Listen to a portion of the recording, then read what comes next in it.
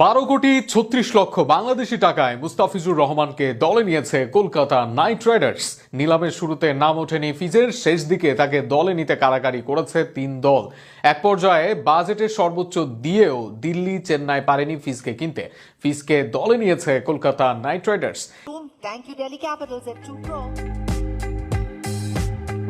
IPL নিলামে বাংলাদেশিদের অপেক্ষা ছিল মুস্তাফিজকে নিয়েই। বাঁহাতি টাইগার পেসারকে পেতে রীতিমতো লড়াই চলল চেন্নাই ও কলকাতার মধ্যে। শেষ পর্যন্ত 2 কোটি ভিত্তিমূল্যের ফিজকে 9 কোটি 20 লাখ রুপিতে কিনে নিল কলকাতা নাইট রাইডার্স। আইপিএল এর ইতিহাসে বাংলাদেশিদের মধ্যে সর্বোচ্চ মূল্যের ইতিহাস গড়লেন Mustafiz. 9 crore and 20 lakh. KKR, Mustafizur Rahman is yours.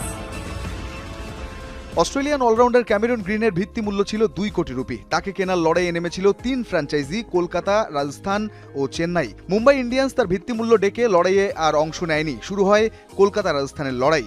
2 দলের টানাটানিতে দাম ওঠে 13 কোটি 60 lakh rupee. Night Riders at 25 crore. শেষ পর্যন্ত আইপিএল এর ইতিহাসে বিদেশি ক্রিকেটারদের মধ্যে সর্বোচ্চ 25 কোটি 20 লাখ রুপিতে কলকাতার ভাগ্যেই গ্রিন।